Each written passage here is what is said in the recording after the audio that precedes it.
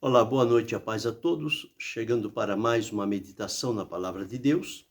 E nesta oportunidade vamos ler no Evangelho de Jesus Cristo, escrito por Mateus, capítulo de número 6, dos versículos 9 a 13.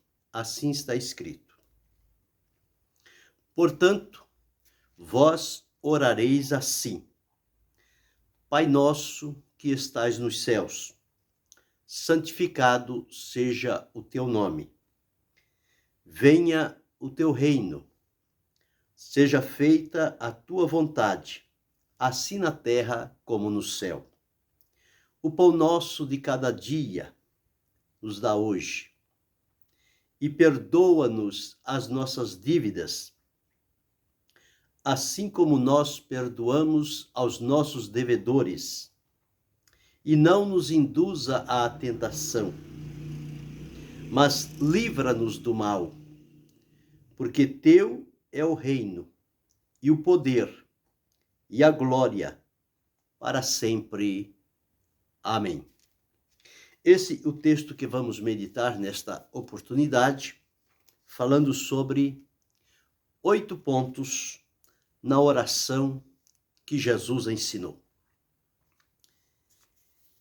Nós encontramos nesse texto e também uma informação lá no Evangelho de Jesus, escrito por Lucas, que capítulo 11, versículo 1 diz assim: E aconteceu que, estando ele a orar num certo lugar, quando acabou, disse um dos seus discípulos: Senhor, ensina-nos a orar, como também João ensinou aos seus discípulos.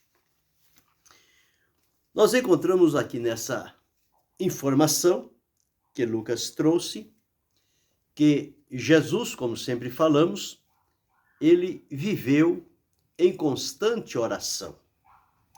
Ele nunca se descuidou do seu momento de oração, aquele momento que tinha entre ele e o Pai somente. Era o momento em que ele falava com o Pai. E a vida de Jesus foi uma vida marcada pela oração. Ele orava diante do povo quando em alguma necessidade, mas a maior parte da oração de Jesus era em secreto. Era ele com o Pai. Ele despedia a multidão, ia para o monte e, diz a palavra de Deus, e passava a noite em oração. Quando já finalizando o seu ministério, ele foi à oração, ele levou 3 de seus discípulos até um determinado lugar. E quando chegou, ele disse: Ficai aqui e velai comigo.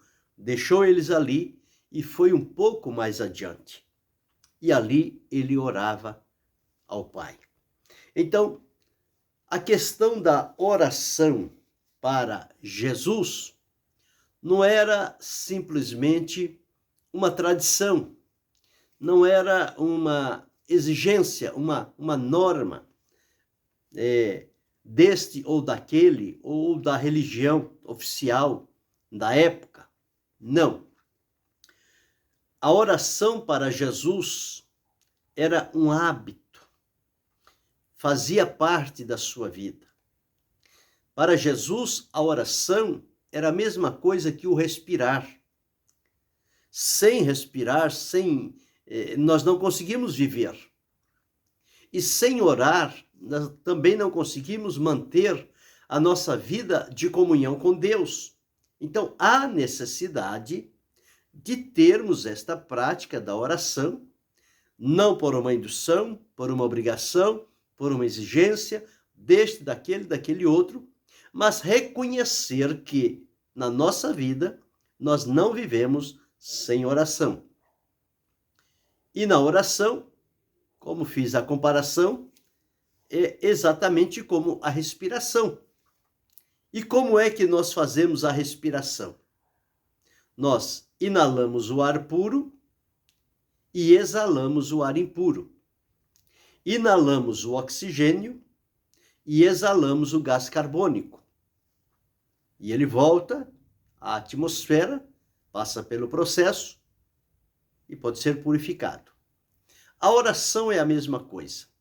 Nós inalamos a presença de Deus, a manifestação do seu poder, o seu amor, a sua misericórdia, e exalamos aquilo que na nossa vida não está de acordo com a vontade de Deus. É aí quando fazemos a confissão. Mas aqui, o que originou este pedido foi que os discípulos viram Jesus orar. Não interromperam a oração de Jesus. Mas quando ele acabou de orar, um discípulo chegou a ele e disse: Mestre, ensina-nos a orar. E trouxe uma outra referência.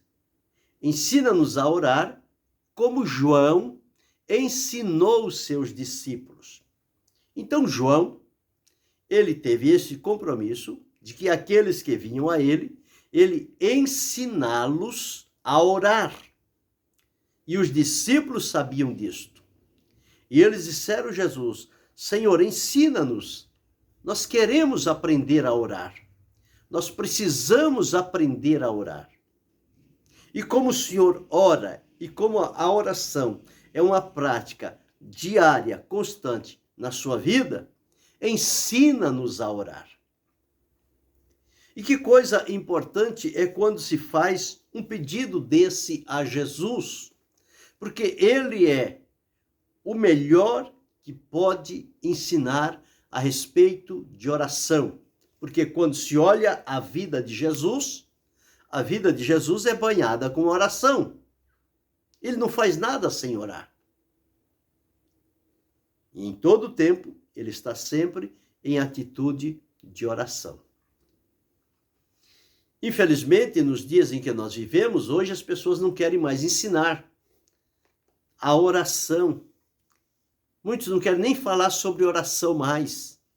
Eles só querem saber agora de promessas, de bênçãos, de prosperidade. São estas coisas que estão enchendo os olhos do povo e o coração. Mas naquele tempo de Jesus, e alguns anos atrás, quando alguém se convertia, quando alguém se rendia ao Senhor Jesus, logo um irmão, uma irmã se juntava com aquela pessoa e passava a ensinar. Ensinava ele a orar, ensinava ele a ler a Bíblia, ensinava os hinos da harpa ou do inário da igreja que ele frequentasse. E as pessoas aprendiam. E aprendiam muito bem. Porque levava para a oração. E na oração a pessoa ia ficar do lado ali, a pessoa está orando e ele vai observando. Olha, na oração fala isso, na oração fala aquilo, na oração pede aquilo outro, e assim. E a pessoa ia aprendendo por ali. Quando ia cantar o hino, a pessoa abria lá o hino e dizia: olha, é esse hino que nós vamos cantar. E começava a cantar. E a pessoa ficava só ouvindo. Depois pegava a letra, pegava o tom, pegava a melodia e aprendia os hinos. Nós aprendemos a maioria dos hinos no caso nosso, da harpa cristã, sim. O hino desconhecido, mas tem lá um músico, tem lá uma banda, tinha lá um conjunto, tocava, alguém que conhecia cantava em voz alta e quem não conhecia escutava e depois então aprendia. Por quê? Porque tinha alguém ensinando. E a palavra de Deus também. Sempre tinha alguém ensinando: olha, aqui você lê aqui, você faz isso, você lê aqui, você busca ali. E a pessoa sempre estava ensinando. E isto trouxe resultados proveitosos para a vida de muitas pessoas. Esses que estão aqui já de algum tempo, eles passaram por esse processo. Mas os atuais, de algumas décadas para cá, quando a coisa já saiu fora e não há mais aquele interesse, não há mais aquele comprometimento com a obra de Deus, com a vontade de Deus, de ensinar as coisas de Deus para o povo, as pessoas passam tempos na igreja, no templo, não sabe onde está uma referência bíblica, não sabe cantar um hino, e quando pede para a pessoa orar, fulano, vem fazer uma oração. Eu não. Por que não? Não sabe orar, não aprendeu a orar. Ah, mas orar é tão fácil, é como falar. É, exatamente, é como falar. Mas se não tiver alguém que ensine os primeiros passos, a pessoa vai ficar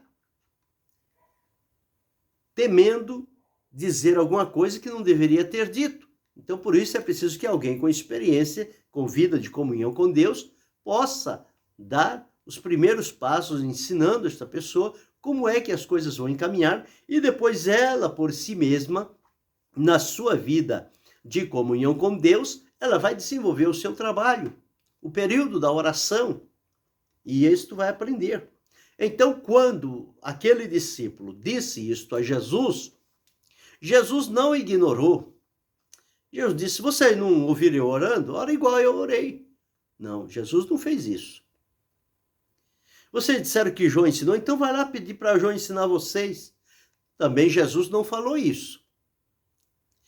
Jesus recebeu aquele pedido e então ele proferiu em rápidas palavras o essencial que deve ser levado em consideração quando no momento de oração.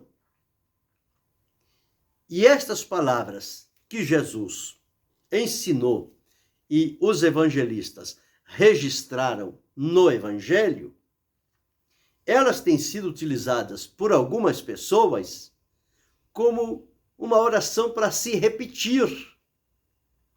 Então é só repetir a oração do Pai Nosso, repete uma vez, repete 2, 3, 10, 50, 100 vezes, está tudo certo.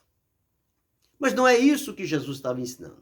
O que Jesus estava dizendo ali, ele estava dando ali as chaves mestras, tocando em pontos ali, que as pessoas podiam, através daqueles pontos que Jesus deixou marcado nesta oração, que eles pudessem entender qual deve ser o nosso procedimento quando em atitude de oração. Se bem que, antes de dizer estas palavras, Jesus trouxe para os seus discípulos algumas advertências. E quais foram essas advertências que Jesus trouxe? Está aqui, nesse mesmo capítulo 6, escrito por Mateus. No versículo 5, ele diz assim, olha, quando orardes, não sejais como hipócritas. Ou seja, vocês precisam saber que para orar, vocês não devem imitar os hipócritas. Por quê? Porque eles se comprazem em orar de pé, nas sinagogas e às esquinas das ruas, com o único objetivo de serem vistos pelos homens. Então vocês, quando orar, não façam isto. Não façam isto. Em verdade vos digo que já receberam o seu galardão. Então não pode orar de pé? Nas reuniões? Pode sim orar de pé. Não pode orar na rua, quando estiver fazendo culto? Pode sim orar na rua. Mas o que era que Jesus estava prevenindo aqui dos hipócritas? É que eles faziam isto não para orar a Deus, mas para ser visto pelos outros e que alguém falasse bem deles e da oração deles. Era isso que eles estavam procurando, o louvor dos homens. Eles não estavam dedicando aquela oração a Deus. E eles usavam palavras bonitas e alta voz, que era para as pessoas ouvirem e gostarem. Mas oração não é para isso. Oração não é para eu orar e a pessoa que está do meu lado gostar da oração. Não. Oração é o momento de falarmos com Deus. Podemos falar orando em pé, orando sentado, orando deitado, orando caminhando, orando correndo, orando trabalhando. Não tem uma regra fixa em qualquer momento que estivermos. Porque para orar, eu não preciso desocupar as mãos, desocupar os pés. Não. Eu posso estar fazendo qualquer atividade e naquele momento posso entrar em oração diante de Deus. Agora, existem os momentos que nós reservamos e separamos determinados minutos ou horas para nos entregarmos à oração, e aí sim, como diz o Senhor Jesus, entra no teu quarto, fecha a porta e fala a teu pai em secreto, e teu pai que te vê, ele vai responder. Então, Jesus diz o seguinte: mas quando orares, entra no teu quarto, olha, fechando a porta, ora teu pai que está em oculto, e teu pai que vê secretamente te recompensará. Então, já duas advertências que Jesus deu antes de falar sobre oração. Primeiro, não siga o exemplo dos hipócritas. Segundo, entra no teu quarto, fecha a porta. Só você e Deus. O momento de oração. Porque aí você tem liberdade de dizer tudo a Deus, sem que seja ignorado por quem quer que seja. É você e Deus. E terceiro, Jesus diz assim: e orando não useis de vãs repetições como os gentios. Então, os hipócritas queriam ser vistos.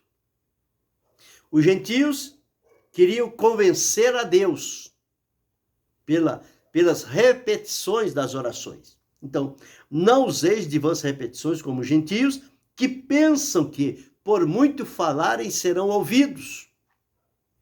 Então, não é pelo muito falar, é pelo falar a coisa certa, com a atitude certa diante de Deus. Então, não imite também os gentios. Ora, depois repete toda a oração de novo. Ora, depois repete toda a oração de novo. Repete 2, 3, 5, 10, 50 e por aí vai. Não é isso que Jesus quer.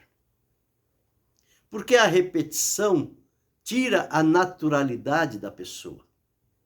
Porque ele está repetindo uma coisa que ele memorizou. E se ele memorizou, à medida que ele está repetindo, ele não está dando liberdade ao Espírito de Deus que está na vida dele para dar as palavras certas para cada momento. Então ele vai se preocupar em repetir. Então vai desligar-se do Espírito e ligar no intelecto para que a repetição se faça de maneira seguida. Então, quando eu estou pensando em repetir o que eu decorei, então eu não tenho ouvidos e não tenho o espírito para outra coisa a não ser para o raciocínio trazer a mim aquilo que eu estou pedindo. E isso priva as pessoas da verdadeira comunhão com Deus. Então ele diz: não vos assemelheis, pois, a eles, porque vosso Pai sabe o que vos é necessário antes de lhe pedirdes. Quer dizer, antes de nós pedirmos qualquer coisa, o nosso Pai já sabe. Ele conhece tudo. Porém, ele condicionou a nossa vida de contato com ele através da oração, que é um recurso eficiente, excelente, proveitoso e atual para a nossa vida. Oração nunca envelhece. Falar com Deus nunca é antiquado. Sempre quando temos este momento de, em oração, falarmos com o nosso Pai, o nosso Deus, estes momentos vão trazer para nós alegria, refrigério, paz, direção, fortalecimento. E nós vamos caminhando nesta comunhão com o Senhor. Mas é preciso observar isto. Não imitar os hipócritas, fazer aquela oração bonita, com tantos predicados, adjetivos. Isso não quer dizer nada. E nem ficar repetindo a todo tempo a mesma oração. Já orei uma vez, já orei duas, já orei três, e a mesma oração. Então não é assim. E aí então, Jesus passou a dar a eles esta oração, que é conhecida na cristandade como sendo a oração do Pai Nosso, ou a oração que Jesus ensinou. Então, 8 pontos na oração que Jesus ensinou. Primeiro aqui Jesus diz o seguinte: portanto vós orareis assim. Observe bem, vocês vão orar desta forma, de acordo com este direcionamento, este padrão, esse estilo de oração. Vocês vão orar assim, em primeiro lugar. E aqui já vem o primeiro ponto. Jesus diz o seguinte: Pai nosso que estais no céu. Esta é a primeira palavra quando se dirige a Deus em oração. Pai nosso que está no céu. Ele está no céu? Está. Mas ele está presente conosco também. Está também. Mas nós oramos, Pai nosso que está nos céus. Veja bem que ele é Pai nosso. Ele não é Pai só meu. Eu, quando em oração, posso dizer, meu Pai celestial, meu Deus, meu Senhor, tudo bem. Mas entender que ele não é exclusivo meu. Ele é meu Pai e ele é Pai dos outros também.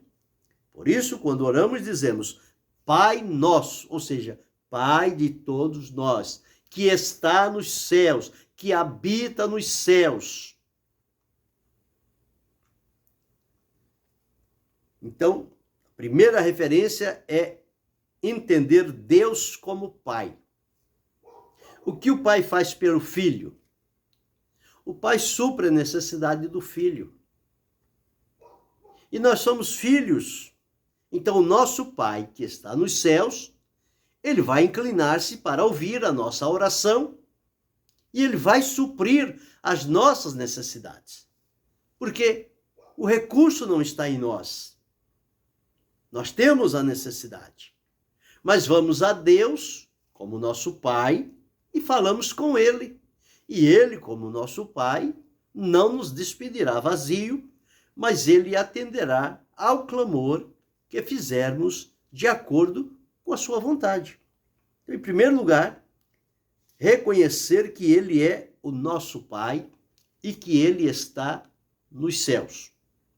E é dos céus que o apóstolo Tiago afirmou que vem do alto, ou seja, do céu, do alto do céu.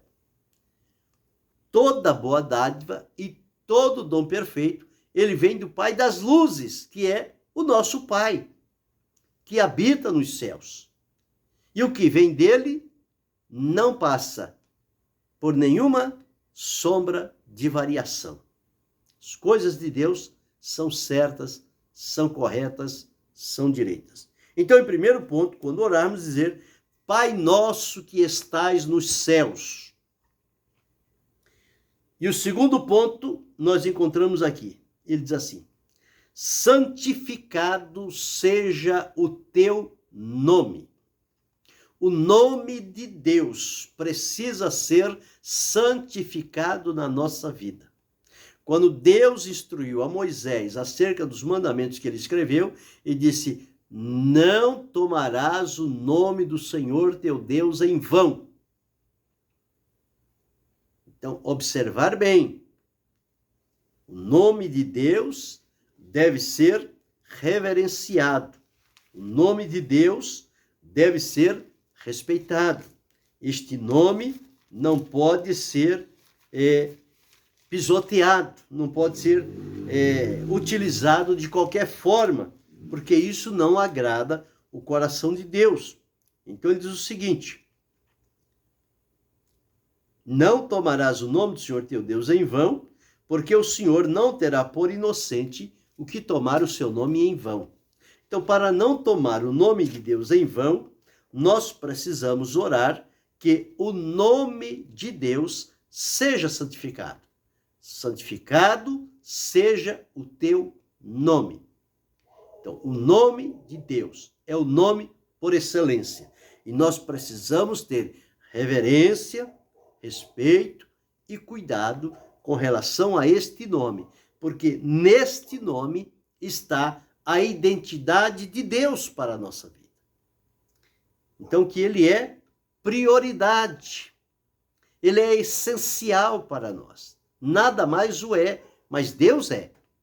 Então, Segundo ponto é, nesta oração, santificar o nome do nosso Pai, o nome de Deus. Que ele seja santificado, separado, conservado, puro, santo, e por aí vai. E no versículo 10, ele afirma: venha o teu reino. Esta foi a pregação de Jesus, pregação de João Batista, pregação de Jesus, dos discípulos, e no ensino que Jesus fez desta oração, ele diz para orar a Deus, para que o reino divino venha a nós o teu reino, o reino de Deus. E o reino de Deus está incluído no propósito de Deus para a salvação da humanidade. E quando Jesus veio pregar, ele veio pregar sobre o reino de Deus e a maneira como é que se entra no reino de Deus. Conforme ele disse a Nicodemos, só se pode ver e entrar no reino de Deus através do novo nascimento. Ou seja, do arrependimento, da confissão, receber o perdão de Deus, ser gerado de novo pelo Espírito Santo, pela palavra de Deus, e então as portas do reino se abrem e ele pode entrar e fazer parte deste reino. E o reino de Deus não é comida nem bebida, mas é justiça, gozo e paz no Espírito Santo. Este é o caráter do reino de Deus. E nesta oração, como terceiro ponto, Jesus disse para orarmos assim: venha o teu reino. Nós queremos que o reino de Deus seja estabelecido na terra. E ele há de ser, no momento determinado por Deus, isto vai acontecer.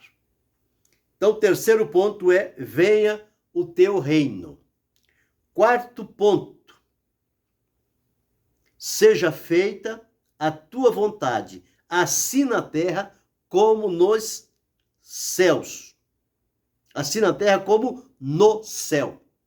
Então, seja feita a tua vontade, assim na terra como no céu. No céu, a vontade de Deus é feita e está em perfeita sintonia com o que Deus estabeleceu. Porém, na terra é onde acontece a desordem por causa da disseminação do pecado, a existência do pecado na vida humana, que transtorna, que perturba, que atrapalha, que afasta, que aflige, que engana, que monopoliza as pessoas. E então nós encontramos esse desacerto, essa situação vexatória que todos nós vivemos aqui na terra. Mas não podemos descuidar que através da oração nós podemos suplicar a Deus que a vontade de Deus seja feita na terra como ela é feita no céu. Jesus, quando veio aqui, ele falou muito sobre a vontade de Deus. Ele dizia: eu vim para fazer a vontade de Deus, do meu Pai. Eu não posso dizer ou fazer nada sem que o Pai faça ou sem que o Pai direcione para isto. Jesus sempre enfatizando o lugar da vontade de Deus e que ela seja feita também na terra. Então, é preciso que tenhamos esse direcionamento de Deus para pedir que a vontade de Deus seja feita assim na terra como no céu. E as coisas haverão de convergir para isto, porque o mal não vai prevalecer para sempre neste mundo. O adversário não vai ficar aí pela eternidade. Chegará o momento em que Deus agirá, em favor do seu povo e no cumprimento do seu plano, ele vai estabelecer o seu reino, ele vai estabelecer a sua vontade aqui na terra, como ela é no céu. Isso tudo vai convergir em Cristo. E quando todas as coisas estiverem convergidas em Cristo, a palavra de Deus diz que então o próprio Cristo sujeitará a Deus e dará a ele o domínio de todas as coisas. Então, seja feita a tua vontade, assim na terra como no céu. Então, o céu é o modelo, é o parâmetro, é a referência. Agora, preciso estabelecer na terra.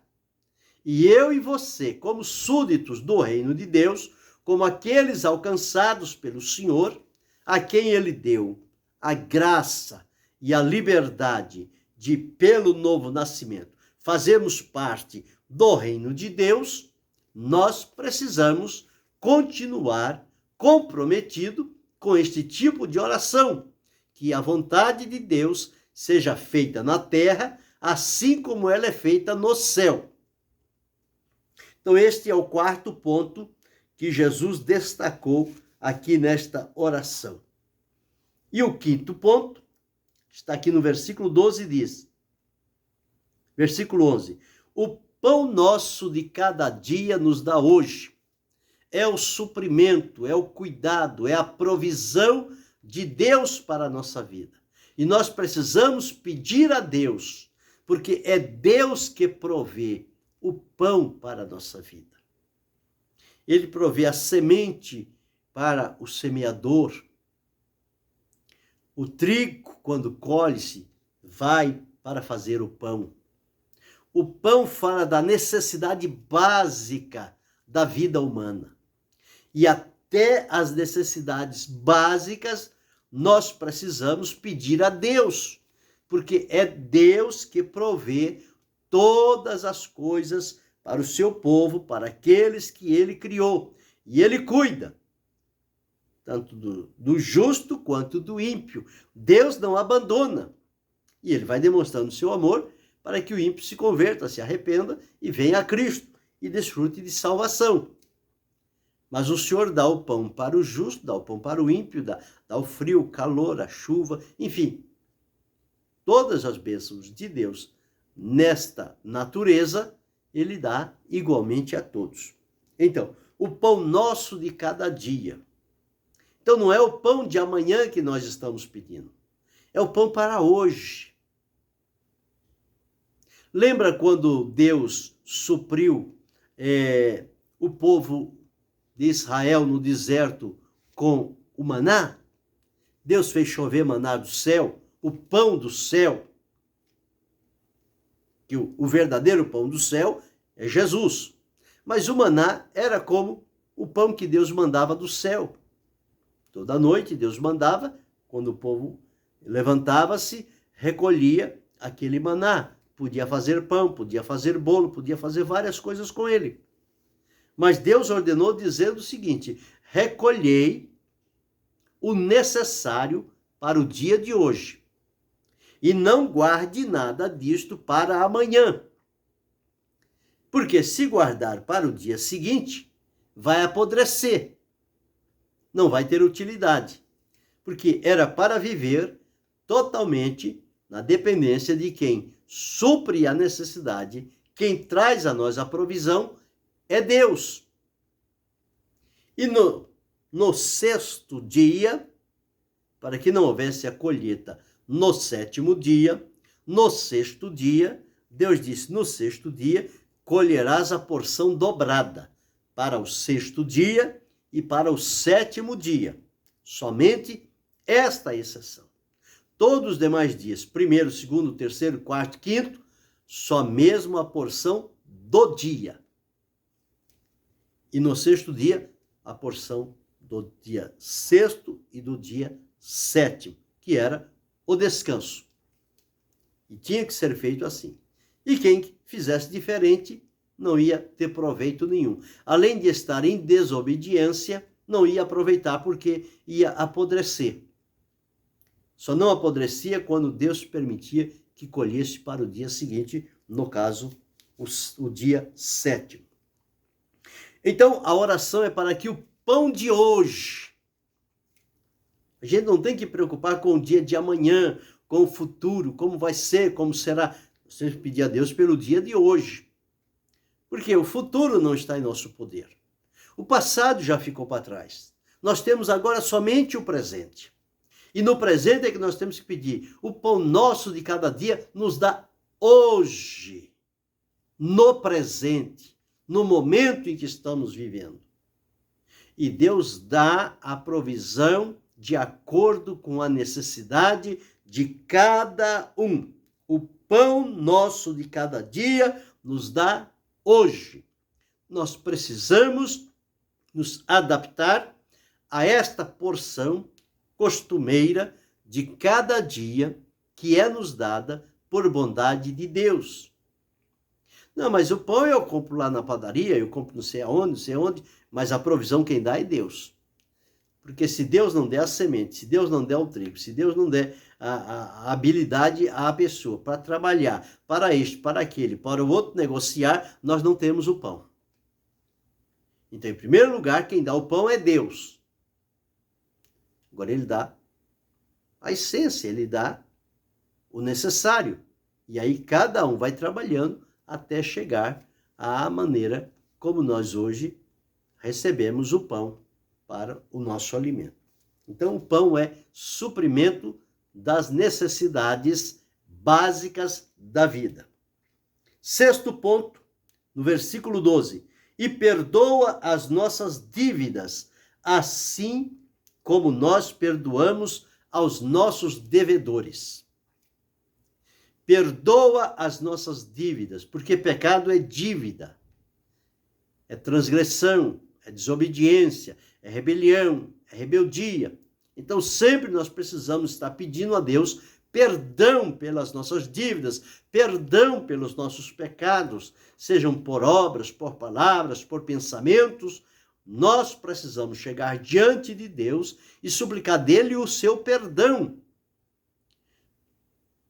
E também não somente suplicar o perdão de Deus para a nossa vida, mas à luz do que lemos, o nosso perdão está condicionado ao perdão que nós oferecemos a outros também. Porque existem outros que falharam conosco e nós também que falhamos com outros. Então, um tem que perdoar a outro. Por quê? Não adianta nada eu chegar diante de Deus, fazer esta bela oração e pedir a Deus que perdoa as nossas dívidas, perdoa as minhas dívidas, perdoa os meus pecados. E quando é para eu perdoar o outro, eu não quero perdoá-lo. Aí Jesus disse que não tem jeito. Não tem como. Se eu não posso perdoar o meu irmão, está próximo a mim, como é que eu posso esperar o perdão de Deus? Não tem razão de ser. Então, uma coisa está ligada à outra. Se eu tenho o espírito de perdão e perdoo aos meus devedores, Deus com certeza vai me perdoar.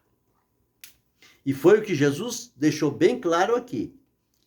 E perdoa-nos as nossas dívidas, assim como nós perdoamos aos nossos devedores. Então eu preciso praticar o perdão ao terceiro, a outros, para que eu receba de Deus o perdão. Eu não posso querer o perdão de Deus se eu nego o perdão àquele ou àquele. A coisa não vai dar certo. Porque Jesus disse que não é assim. Se negar perdão a este ou àquele, não posso esperar receber o perdão de Deus. E todos nós dependemos do perdão de Deus, porque nós falhamos, fracassamos todos os dias. Pela nossa fragilidade, fraqueza, mas precisamos entender que é com Deus que está o perdão, e é a Ele que nós vamos pedir. E Ele é aquele que perdoa a cada um de nós, segundo a sua misericórdia.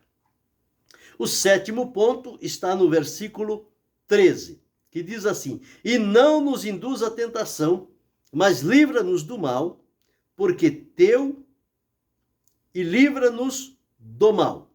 Não nos induz à tentação, mas livra-nos do mal. No sentido de que não nos deixe cair em tentação. A tentação, eu já disse, que é um convite para transgredir a vontade de Deus. Se vier a tentação e eu ou você cedermos à tentação, então nós transgredimos a vontade de Deus, nós pecamos contra Deus e perdemos a oportunidade da bênção de Deus na nossa vida.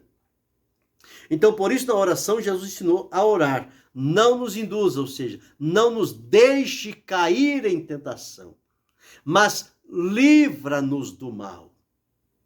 Porque ceder à tentação, cair em tentação, o mal vai se aproximar e vai tomar conta daquela vida. Então Jesus ensinou que é para orar sim, não nos deixe cair em tentação, mas livra-nos do mal. Não deixa que o mal venha até nós, mas livra-nos, protege-nos, defende-nos, guarda-nos. Neste sentido, livra-nos do mal. E o oitavo e último ponto está neste versículo 13, a segunda parte diz: porque teu é o reino, o poder e a glória para sempre.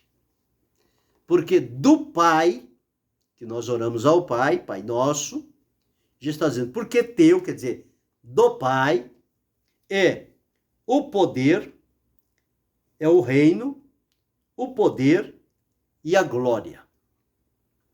Então, é um reino que tem poder e que tem glória. E neste reino, a expressão de Deus como poder e como glória, ela é para sempre. Nunca se desgasta, nunca perde sua utilidade, não perde o seu valor. Então, no reino de Deus, não é o meu poder que funciona, não é a minha glória, porque a glória do homem é vã. Deus diz que a glória pertence a Ele, e Ele não dá glória a ninguém. Mas há pessoas aí querendo usufruir de glórias humanas, glórias vãs, e com isto irritam a Deus, porque a glória pertence somente a Deus. Então tem o reino, tem o poder e tem a glória. Esses três aspectos trabalham juntos. Para a expansão do reino, é preciso a manifestação do poder. Para a prosperidade do reino, é preciso a manifestação da glória. E isto é para sempre. Então estão aqui, de maneira bem simples, 8 pontos na oração que Jesus ensinou. Foram poucas as palavras, mas não é simples somente para repetir numa oração, palavra por palavra. Vamos fazer aqui a oração do Pai Nosso. Pai nosso que está no céu, santificado seja o teu nome. Venha a nós o teu reino, seja feita a tua vontade. Não é isso. Aqui Jesus estava dando as linhas mestras por onde nós podemos caminhar. E quando entramos por esta estrada que foi pavimentada pelo Senhor Jesus, não simplesmente como uma repetição, como uma memorização, mas naturalmente, como o estilo de vida, como uma prática diária da nossa comunhão com Deus, o Espírito Santo vem a nós e ele abre a nossa mente, aclara o nosso entendimento e dá as palavras certas com as quais oramos a Deus. E ele vai nos levar a cumprir o que Jesus ensinou. Porque ele vos ensinará tudo quanto tenho dito. Então, o que Jesus ensinou, o Espírito Santo vem para confirmar, para estabelecer, para implantar no coração das pessoas. Então, esta oração é excelente. E que bom seria se os responsáveis voltassem a tomar tempo para ensinar sobre a oração e ensinar aqueles que vão se chegando à fé, os novos que vão chegando à fé, eles precisam aprender a orar. E quem já tem experiência com Deus, já tem uma vivência com Deus no ponto da oração, precisa tomar tempo com essas pessoas para ensinar, para mostrar à luz da Bíblia, da prática de vida, para que a pessoa também aprenda. Não, você quer aprender a orar, vai lá ler a Bíblia. Ele vai ler a Bíblia. Mas ele quer saber como é que ele vai utilizar aquelas palavras. Então você que já tem a experiência, vai lá e explica, ensina, mostre, diga como é. Faça para ele aprender. Então é muito interessante que isto voltasse a acontecer. Porque o povo precisa ser alimentado. O povo precisa ter essência. Precisa ter conteúdo. Precisa ser ensinado a palavra de Deus. Eles precisam aprender a buscar eles mesmos na palavra de Deus o suprimento necessário para a vida, através da oração, da santificação, da consagração, do jejum. Jejum parece que é coisa do outro mundo. Jejum só se ensina agora jejum para emagrecimento. Mas jejum, no sentido espiritual, ele é de um valor incalculável diante de Deus. E essas coisas precisam ser ensinadas. Mas hoje ninguém quer ensinar mais isto. Eles só querem ensinar as coisas atuais e bênçãos, e prosperidade, e riqueza, e casa, e carro, e prata, e ouro. Essas coisas que eles querem ensinar hoje. Mas se chegarmos de acordo com o que Jesus ensinou, nesta oração que ele deixou e deu as linhas mestras, se formos por aqui, nós seremos com certeza muito bem-sucedidos, estaremos protegidos, amparados pelo Senhor, firmados nele, e a nossa comunhão com Deus, ela vai renovando-se a cada dia, porque nós vamos sempre aprendendo e entrando um pouco mais profundo na comunhão com o nosso Deus. Então, o que Jesus ensinou nesta oração? Em 8 pontos. Primeiro, Pai nosso que está nos céus. Segundo, santificado seja o teu nome. Terceiro, venha o teu reino. Quarto, seja feita a tua vontade, assim na terra como no céu. Quinto, o pão nosso de cada dia nos dá hoje. Sexto, perdoa as nossas dívidas, assim como nós perdoamos aos nossos devedores. Sétimo, não nos deixe cair em tentação, mas livra-nos do mal. Oitavo, pois teu é o reino, o poder e a glória para sempre. Foi isto que Jesus ensinou. E que possamos aprender e implantar estas linhas mestras na nossa vida para o nosso momento de oração, o nosso momento de comunhão com Deus. E certamente a nossa vida de oração, ela vai ser enriquecida com o que Jesus trouxe para nós e com a presença de Deus naquele momento em que nós estamos falando com Ele e o Espírito Santo que nos assiste, porque muitas das vezes nós não sabemos orar como convém, mas o Espírito Santo intercede por nós com gemidos inexprimíveis, porque Ele sabe, Ele conhece a Deus, a profundeza de Deus. Então ele trabalha na nossa oração e leva a Deus, e Deus envia a resposta.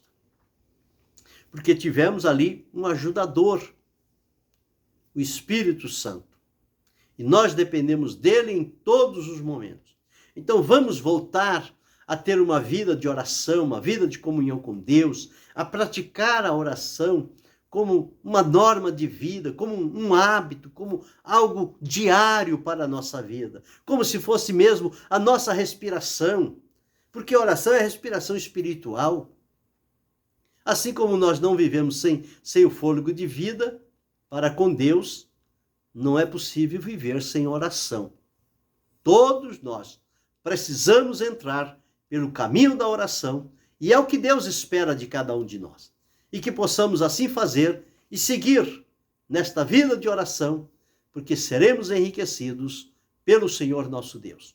E que Deus em Cristo Jesus possa abençoar-nos, não só hoje, mas para todo sempre. Amém.